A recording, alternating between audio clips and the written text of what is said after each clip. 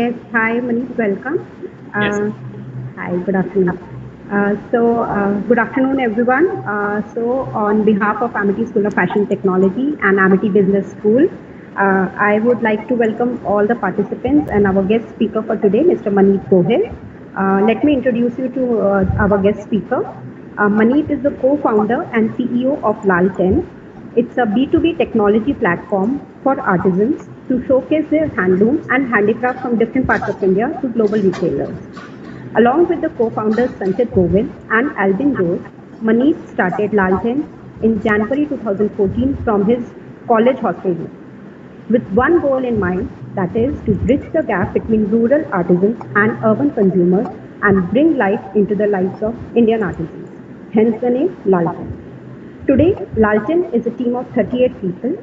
They collaborate with 1,200 artisans and connect them to 300 retailers, including companies like Zara, Pavinger, Hilton, Hyatt, Four Seasons, Reliance, and many others. Maneet has also worked for Flipkart and consulting before he started Lalchin. His expertise includes social impact, supply chain management, technology innovation, team management, and consumer relationship management. Among his many recognitions, in 2019, Forbes India named him 30 Under 30 awardee. And in the same year, he was a TEDx speaker. Maneet is also a fellow of Westerwelle Foundation Berlin Global Social Benefit Institute at Miller Center in Santa Clara and Action for India.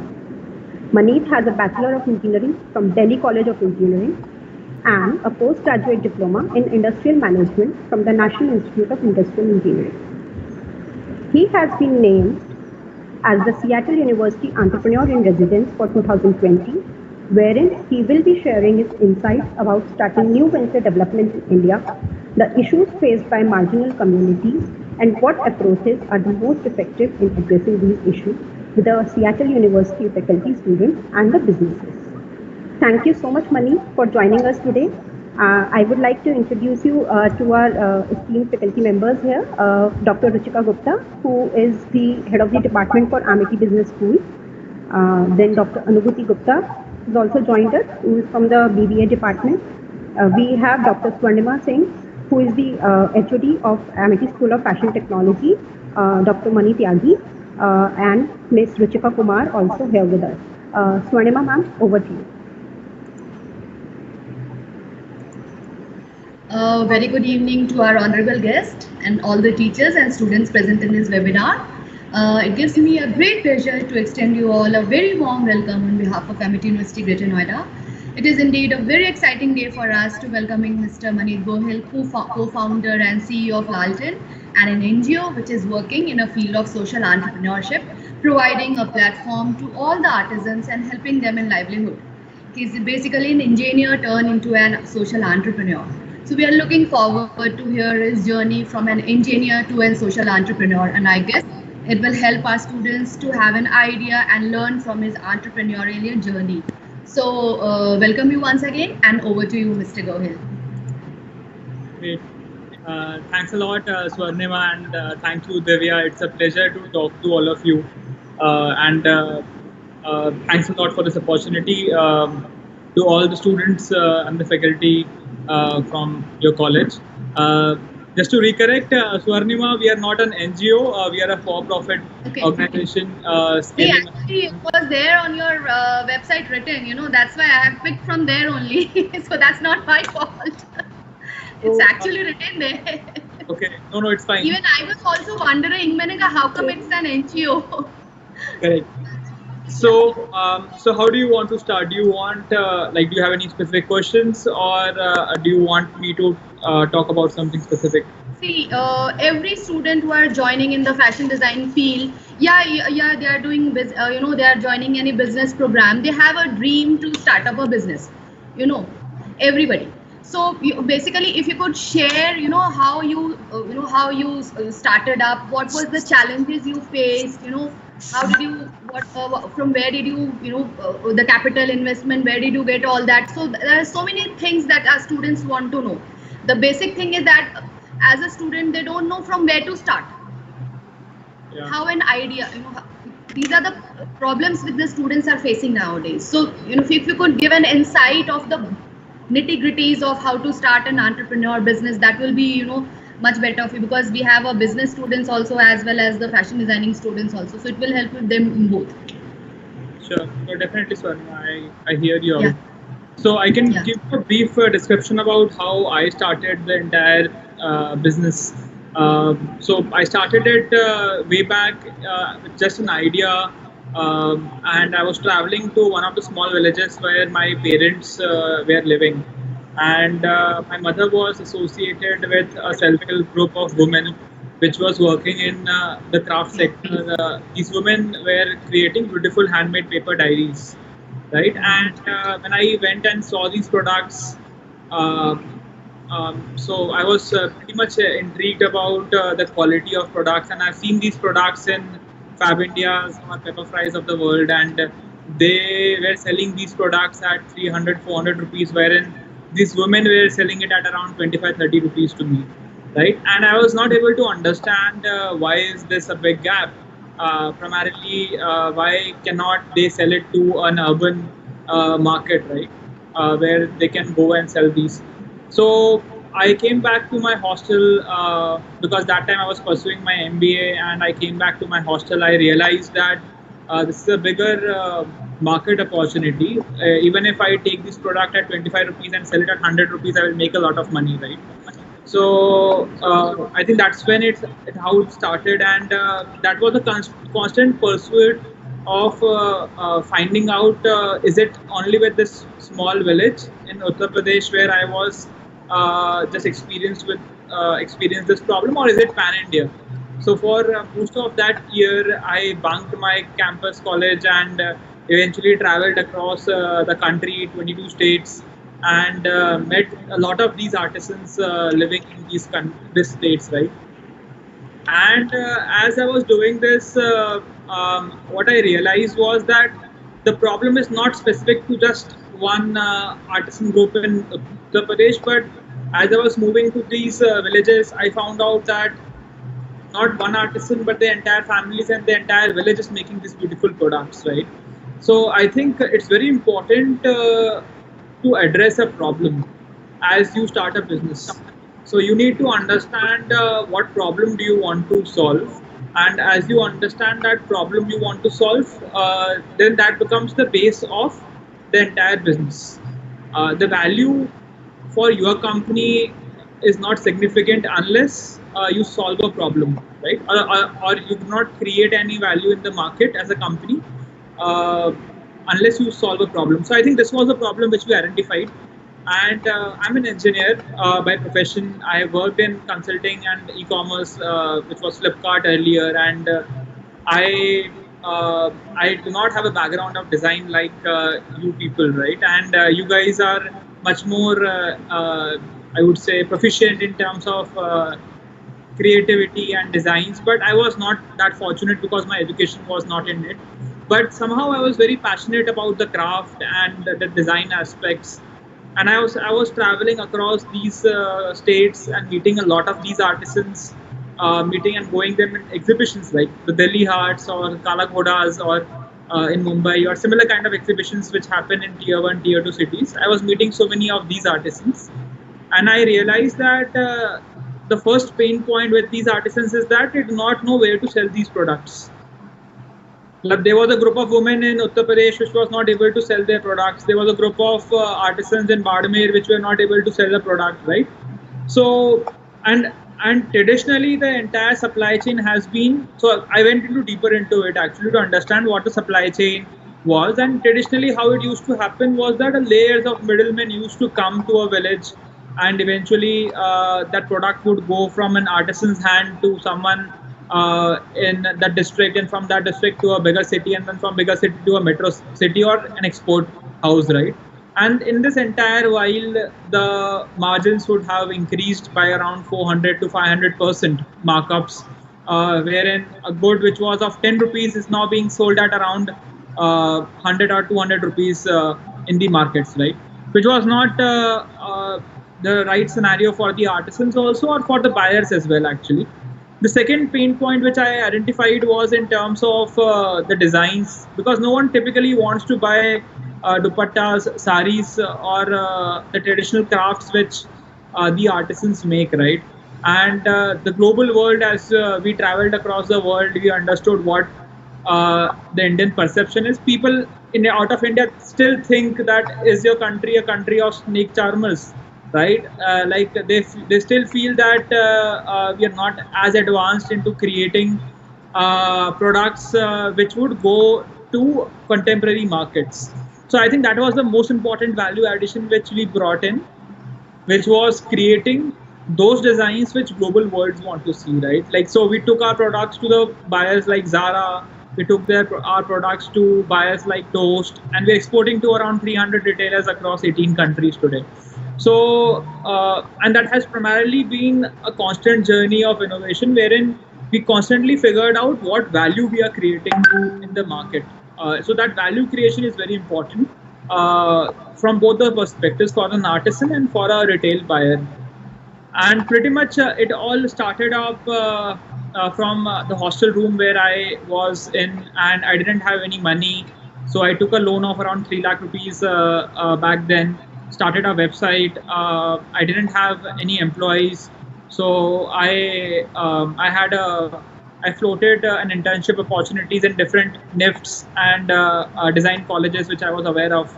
And so my younger sister is a graduate of a design college, NIFT Chennai. So she helped me with taking these on onboarding more interns, right?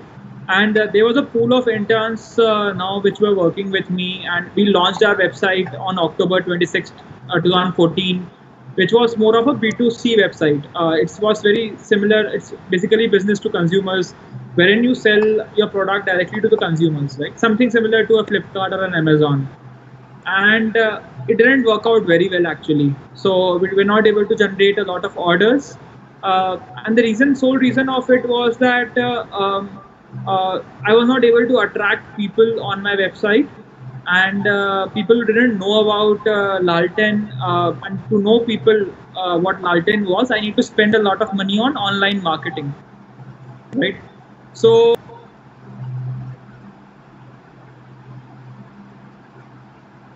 problem, unless I have money, I would not be able to get people on my website, and unless I get people on my website, I will not be able to sell.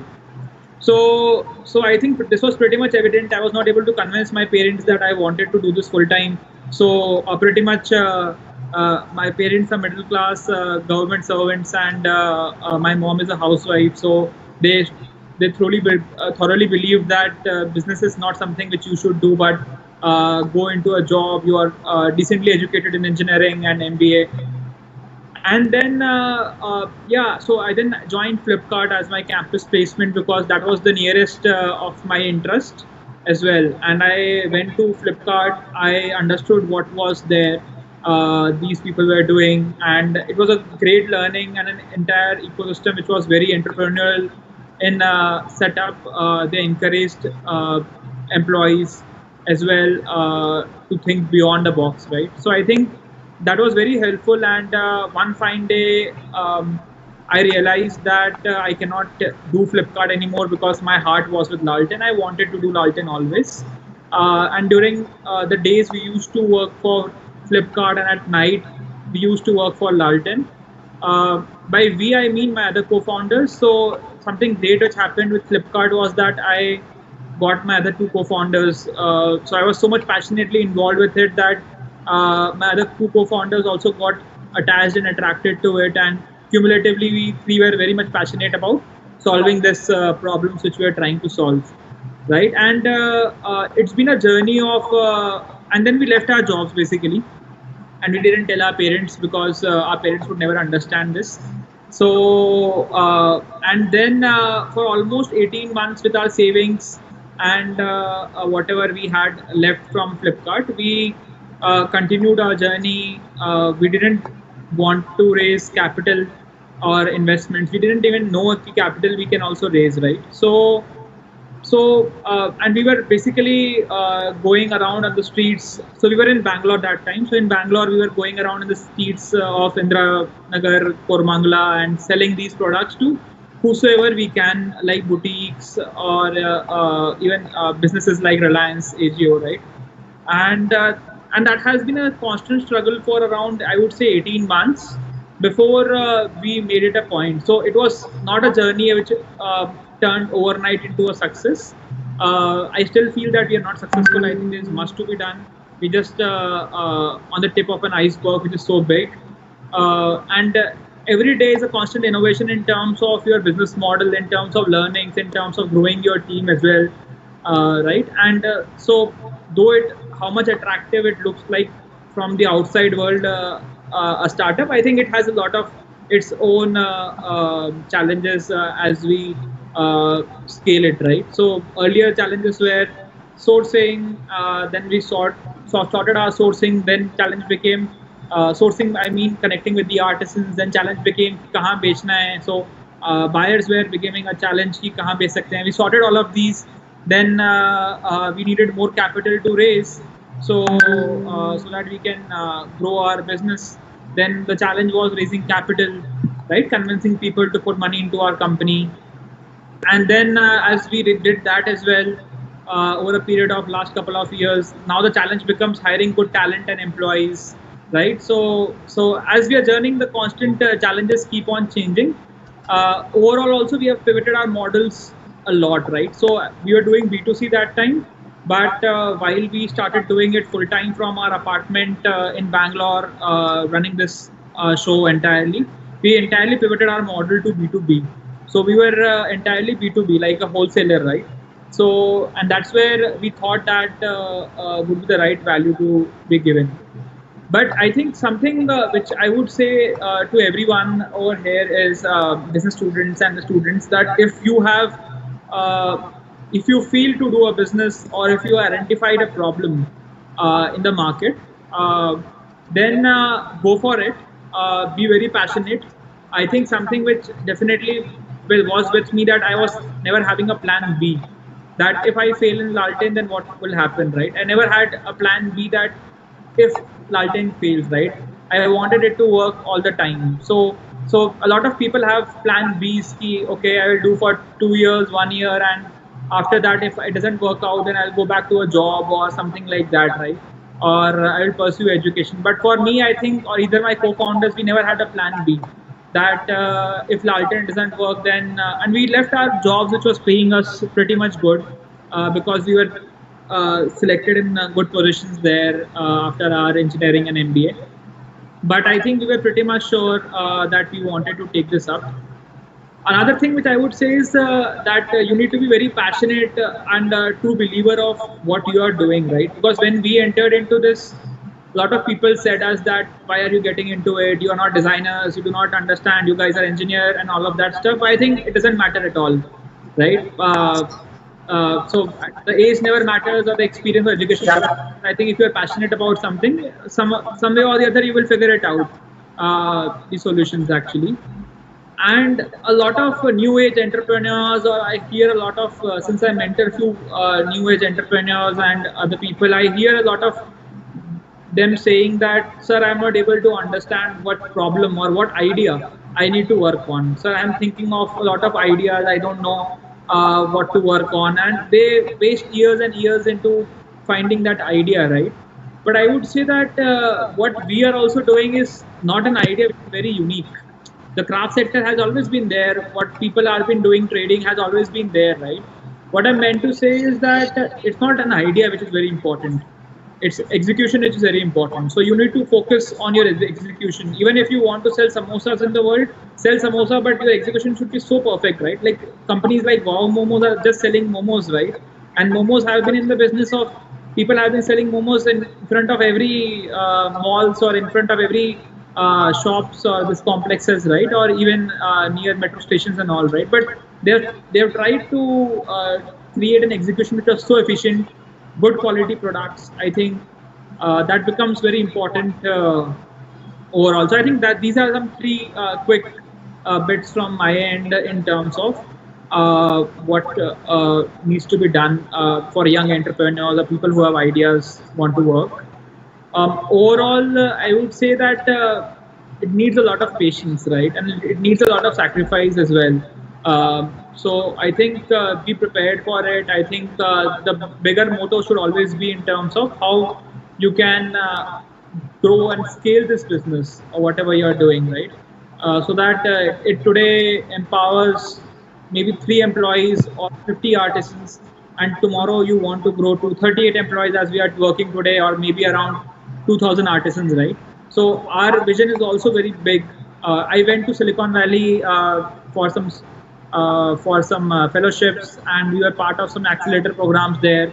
And one thing which I learned there is that we Indians are not like we people are very much conservative and afraid of thinking big as well, right?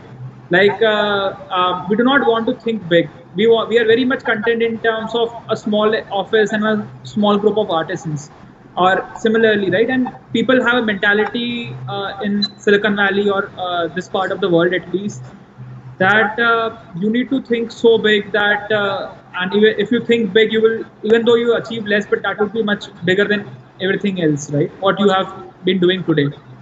So what I'm to say is that definitely dream for a bigger market opportunity, dream for a bigger impact which you want to create.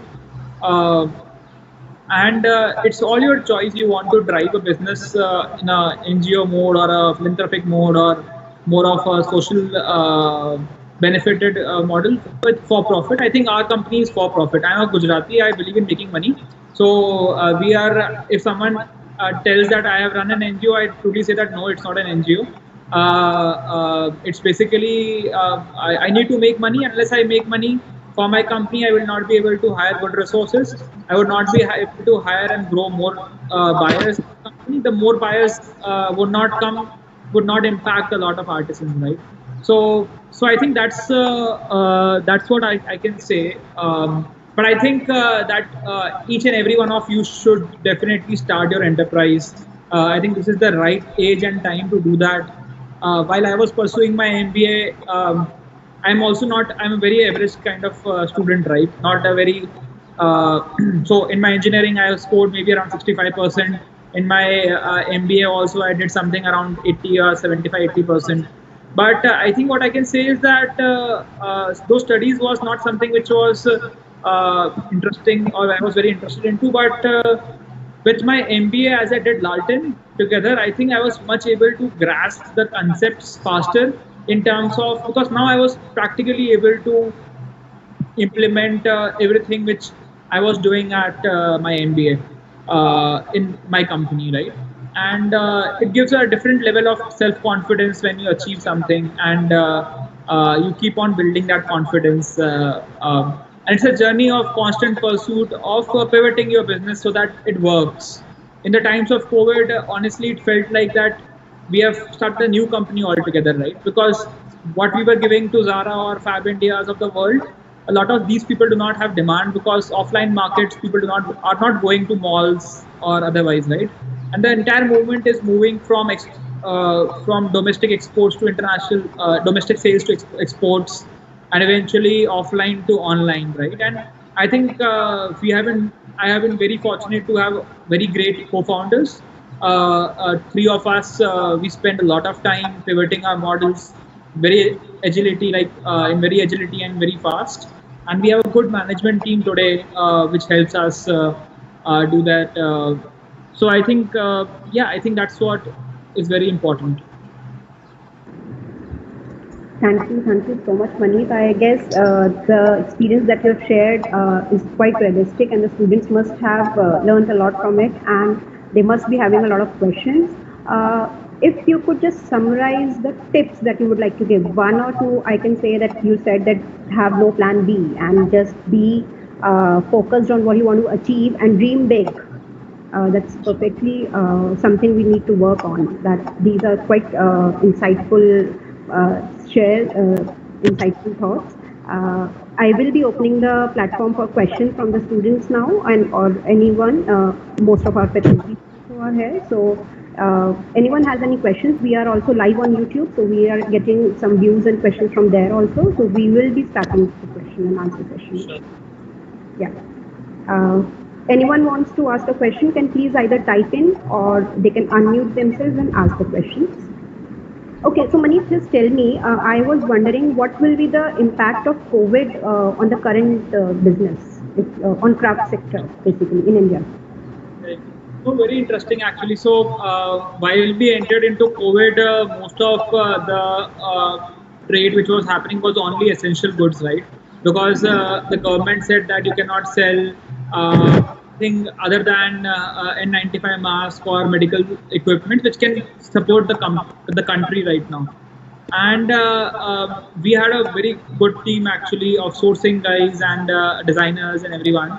So within a week's time, my sourcing guys pivoted themselves into sourcing the medical supplies, and my designers created ergonomical masks which are better from the cotton masks which people wear, right? And we empowered our artisans to create these masks. So to an extent that we are creating close to around 10 lakh masks in a month. So we started creating because we have a pool of 1,200 artisans, and each of these artisans roughly create around 40 to 50 masks per day, right? So we had a production capacity of almost around 40,000 masks per day, creating cotton masks, and we started giving these masks to industries and our own buyers, right? And that became very important. Gradually, what we have understood is that COVID, though it has been very unprecedented and everyone has suffered in their business, but there are two things which happened very important for us.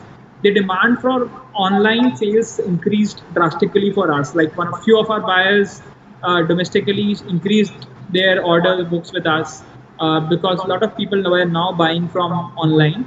And secondly, the exports also started increasing because a lot of these global buyers were dependent on China to source their products, are also restricting themselves to procure products from China, right? Chinese SMEs. So they are moving towards India. And while the Indian prices are a little higher than China, definitely 15 to 20% more than what Chinese products are. But these buyers are willing to pay that premium and still buy from India. And eventually, in India, the urban cities are under lockdown, right? Like cities like Bombay, Delhi, or eventually Ahmedabad, Hyderabad, Bangalore, Chennai. Most of the cities where the manufacturing hub is are primarily in lockdown. So a lot of this demand is moving towards rural India, to rural SMEs, right? And that's what we do as a company. We basically bridge rural SMEs to global world. And I think that has been a very good opportunity for us and our teams today. Okay. So it's good to hear that even during this pandemic, you have found new ways to grow as a company. So we have some questions the students want to ask, that how are you actually helping the artisans to realize their inner entrepreneurs? That how are you empowering the artisan so that they also can think on the terms of becoming a self-sufficient worker? Correct. I think that's a very important question actually, and that's where the impact lens comes for our company. Though we are for profit, but we have a very strong focus on impact, right? And the impact which we have with the artisans is that we help them in skilling. So we help them in skilling with right designs. So my designers work with the artisans in terms of creating those beautiful products, right? My sourcing guys work with the artisans to help them into skilling them with right product qualities. Which product quality can they make so that it's acceptable by a Zara or a big brand also, right?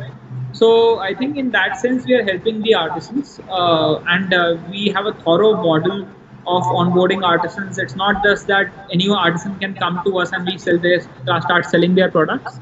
It's primarily wherein we skill every artisan to create a mechanism. We also focused in terms of increasing their daily wages. So over the last 1 year, we have increased their wages by almost around 25% of what they were earning earlier, right? And I think that has been very important for us overall, so that we are the preferred buyers for these artisans. That's Thank you so much. We have another question. Student wants to ask that how an entrepreneur, if they want to start the business, how can they get the help from the government, or what are the various avenues that they can take help from? Just for the starting initial phase. Sure. See, I truly believe that the only help you can get is from yourself, right? And not from anyone else when you want to start a business. So, irrespective of anything else, you be there as a single person army and start winning all the battles which comes to your way. But and with time, as you would be doing and putting in a lot of efforts, I think it might take less time or it might take more time, depends on what you are doing. But with time, if you are putting in efforts, everything will fall in place. So you would be visible by government, investors, media, anyone. So like even for us, we were very much focused into not in terms of raising capital always, or you want to get support from government, or in terms of anything else, or PR like the Forbes 30 and the 30 did you mention. So everything came to us because we were doing good things in the market, right? And we didn't had a focus कि यार हमें तो force में जाना ही है या हमें तो गवर्नमेंट से सपोर्ट चाहिए या हमें ये इन्वेस्टमेंट चाहिए. I think we were constantly in the pursuit of creating value for the entire ecosystem, the artisans, the buyers, and the focus was there. I think, and with time everything started falling in place. So don't wait for anything or any help. Assume that you are helpless today and go in the market. You don't have support from your family, parents, husband, wife, whatever, but go in the market, start doing things. I think it will work out one fine day. Thank you so much. Another question we have is that how do you keep yourself motivated and how do you keep your team motivated? And especially during this lockdown. Correct. No, I think that's a very important question, and I think it's very important to be self-motivated. I think the quick shortcut which I do definitely is that I keep getting inspired by a lot of bigger entrepreneurs, right? People who have done that, right? And even it is watching their biographies on online YouTube or on Netflix, right? Or eventually even about reading about them. So I think it has really helped me in terms of structuring my thoughts of how these people have raised such big companies, and I think that eventually helps you being motivated, right? And I think I also take anecdotes of these to my team and push them for motivation. These are tough times. We are all sitting at our own houses, right? And the routine has also become very monotonous. So I think it's very important for everyone to support each other, in fact, and understand not only work-wise but otherwise as well what they are doing in their personal life, and is everything perfectly fine there. I think so. But I think something which I can recommend is that Alibaba, started by Jack Ma. There's a very beautiful documentary on YouTube called as Crocodile in Yangtze. And then there's a book by Michael Porter on Alibaba, which you can read. Then there's a book by Steve on Steve Jobs, right? And there are movies which you can watch. And so all of these things are very inspiring in a sense, and they keep you basically pepped up always. Yeah. I remember I was in Flipkart. I think. So Flipkart co-founders Sachin and Vinny, they were like gods for us, right? And the first vision of seeing them are an opportunity to be in the same meeting room where they were there. I think it was literally, I had goosebumps, and because it felt like they were the demigods for us, right? And I think it's very important how this people also structure and work and learn from them. And I think it has been really helpful. Yeah.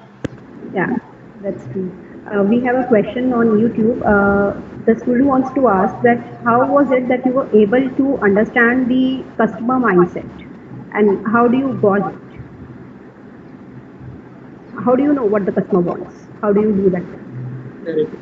I think that's also a very important question actually, that you cannot sell something which you want to sell, right?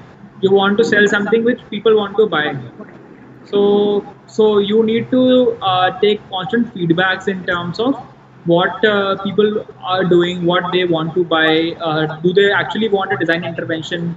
Do they actually want products in good quantities and lesser prices? Or what is it they want? I'll give you an example. For example, as we entered into COVID, the most important thing as a top priority for us was to see what our artisans are going through, what they are doing. Are they sitting on cancelled orders or anything like that, which is impacting them? And apart from that, from the buyer's end, we were getting on calls with each and every buyer, and it's our relationships with the buyers is similar to relationship with our husbands or wives, right? Or our employees or even our investors. So we hear them like we're talking to our relatives or our own someone whom we know, and as friends, and we try to understand what they have been through, what is the company's process to move ahead. I think it's very important to take consistent feedbacks from your buyers, and at the end of the day, it's a trade between scalability and quality of your products. And I truly believe that quality of products cannot be compromised at all in terms of if if you want to scale, right? I think the focus on product quality has to be the utmost importance, and then from there you need to understand the levers on where you can scale from there, right? Giving 5 quality products, how I can give 50 quality products, and now 500 and then 5,000 is what you have to grow as a process in the company. Okay. There are many questions, so I would like take 2 or 3 maximum now. I have some questions from the students. Nishant, if you could unmute and ask the question yourself, please, if I may request that. Nishant. Hello. Hello. Yeah. Hi. Hello. Is I am audible? Yes, you are. Yeah. Good evening, sir. Good evening, ma'am. Yeah. Sir, I am from BBA, so I have a question related to that only. I guess you were in international market. So I have a question that if I starting my business to export something from India to another country, but it is only the starting. So it is okay to go with the consignment, or we have to go with other options, because consignment is too risky for the exporters. So what do you mean by consignment? Consignment, sir, we gave the product to the importers, and until we didn't get paid, until they sold their product in their country. So definitely, so it all depends on multiple aspects. Right now, export is different. अगर तुम domestic में भी if you want to sell something on consignment, you can do that if you are very rich, or if you have capital from the market which you can utilize to holding inventories.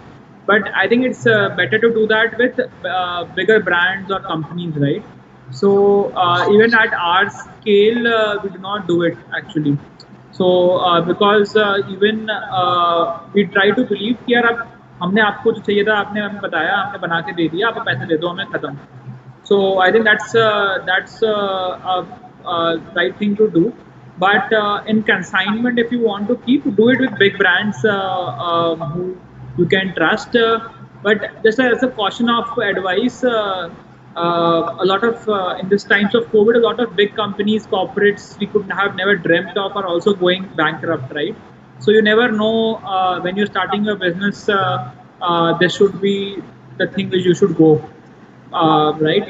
You do not want to lose capital at the beginning of your business. I would say that at least for us, we have been very calculative in terms of our risk which we can take. So you have to evaluate how much you can take that risk and and take a calculated decision there.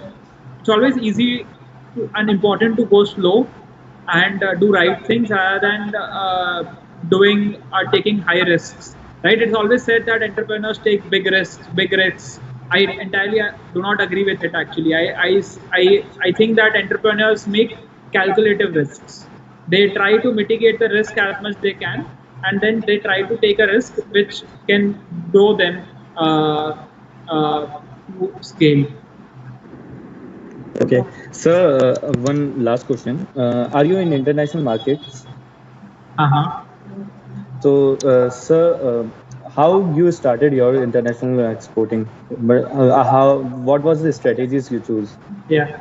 So I will be very honest actually. So while we were running our company from our apartment in Bangalore, uh, during for almost 18 months, I and my other two co-founders, our house was our office and our office was our house, right? So we basically in the day it was an office and at night it basically used to become our house where we used to sleep in the same office. But one thing which we did very importantly was that we had put a lot of efforts in those 18 months. Like I can literally say that we didn't sleep for more than 3 or 4 hours for those entire 18 months a day because we are trying to reach everywhere, right? And in terms of the export market, I will tell you what we did. So it's not something extraordinary which we did. We in the day we used to basically sit on Google and try to find out people who can be our prospective buyers on LinkedIn or on Google, and we used to write out mails, cold mails to maybe 100 people, and they only 2 or 3 would reply to us. Similarly, at night we used to call people in Europe or in US as well, and that's normally Google search, right? So and the more you do, the more you will be better in terms of understanding which people to reach out to. So in the beginning, as I was we are starting our journey of the business, we did everything which was possible, going on the streets in Bangalore to sell our products at night, work on Google to find out who are the buyers in Melbourne or in San Francisco or in Seattle, right, to sell these products. No, but now we are fairly big. So what we do is that we also participate in B2B exhibitions internationally. So we participate in New York and in Frankfurt as well. This B2B exhibitions, right? And we have a stall there. We showcase our products there, so that people, big buyers like Zara's or the likes of these Toast and Hugburries can come and place orders to us. But I think it's a consistent journey. It takes some time. So be patient and start doing as basic as cold mails and Google search. Okay. So we also It's have. truly inspiring. Thank you, sir. Yeah, that is. I will be taking the last question now. So I can request Punendu if you could unmute and ask your question. We are flooded with questions. Maneet, I would request, can you, I would request the students to connect with you on some other platform, and then maybe you can answer their queries whenever you can. So Punendu, can you please unmute yourself and ask your question? We'll be taking it as well. Yes, ma'am. Yeah. Good afternoon, sir. This is Purnendo. Sir, as we know, India ranks second with higher number of startups, but for a small scale. Why? Yeah, so I think that's a very generic question actually, but there are multiple aspects to it actually. So when I look at a very broader thing, and I might be wrong, right? I think that's my perception. But while I have been visiting these continents like US or Europe for fellowships and interacting different entrepreneurs there, I realized that the process of these people is to create big companies, right? In India, people start to create big companies. In India, people start to create a 10 crore company or a 50 crore company. In US, people start to create a company which could do a revenue of maybe $1 billion or more, right? I think that's what the thought process difference is. And I think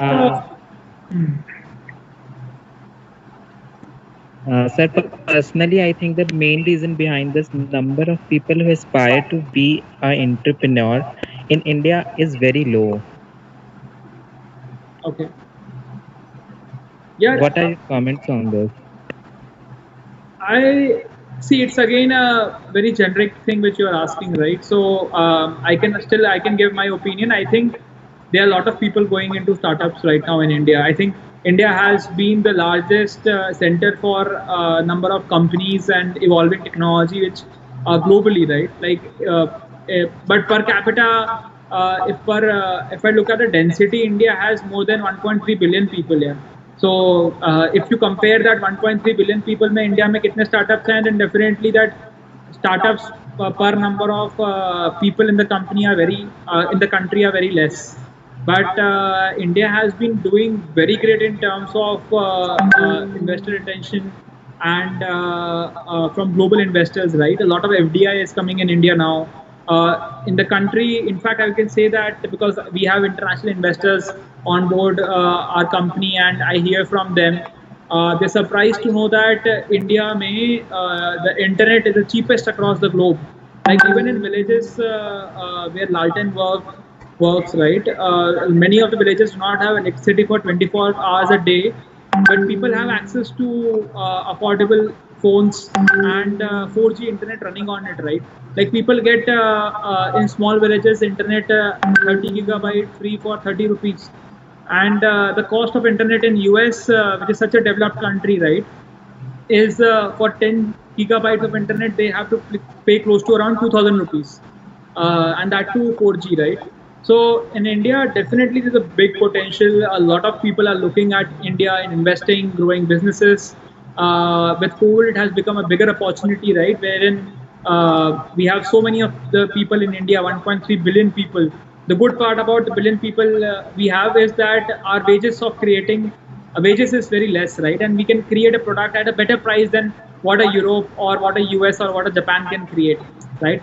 So I think that has been the country's strength. I think anyway your question is very generic, and you can find answers on Google as well. What you are asking, but I can give you my opinion in terms of what I feel from the exposure I have.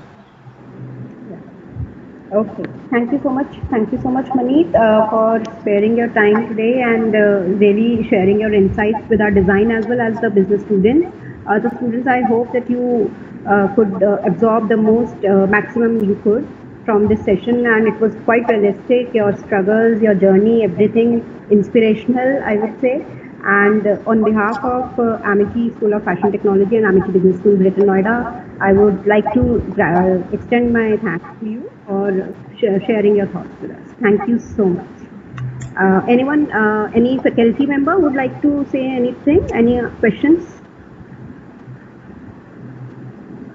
Ruchika ma'am, would you like to share your views?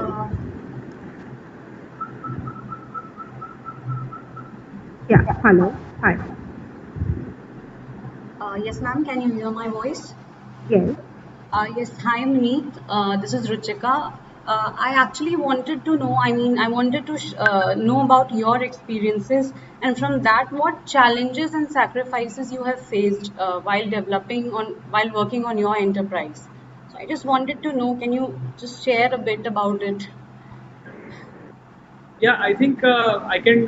So challenges and sacrifices are very different for everyone actually. So what I have been through would be very different to what my co-founders have been through, right? But I can broadly tell you what challenges we faced throughout the journey. I think the first challenge which I faced was that my parents were not convinced that we have to do this, right? So I think that was more of a challenge to make them understand. Second challenge was that we left our jobs, didn't tell our parents, didn't have any money, right? So while we could afford any of the restaurants or pubs where we can go in Bangalore while we were in Flipkart, but as we left our jobs for almost 2 years, we went on to eat on those 99 dosa variety, right? जो 100 rupees में dosa रहता है रास्ते पे. So I think all of those were the initial beginning struggles, I would say. As we started raising capital, challenges were in terms of building the right team, right? Because good people do not want to join small companies very easily. So it was very important to sell our ideas to them, convince them, and then as you get married, I got married, right? And then I need to spend more time with my wife, but the life of an entrepreneur is very different, right? Because I spend still today I spend more time with my co-founders than I spend with my wife, right? And over the last 4 years, I've connected more emotionally or mentally with my co-founders than I've connected with my wife. So I think that support from her is very important, and have been very fortunate with that.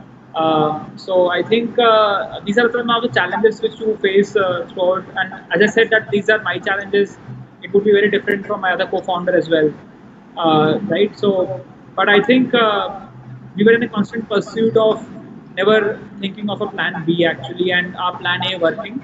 And with time we started doing a lot of things which worked out for us, uh, right? So I think the challenges were just a cakewalk for us. It never stopped us from believing what we were doing. Okay, thank you so much, Maneet, for sharing your experience. It was really nice for us to hear you out. So thank you so much. Great. Over to Divya, ma'am. Thank you so much, Mani. Thank you on the behalf of all the Amity family. Thank you for joining us today and giving us so much of your time. And we will be connecting with you in future too. Thank you. Thanks a lot, Divya, and congratulations, everyone. You are in a great institute.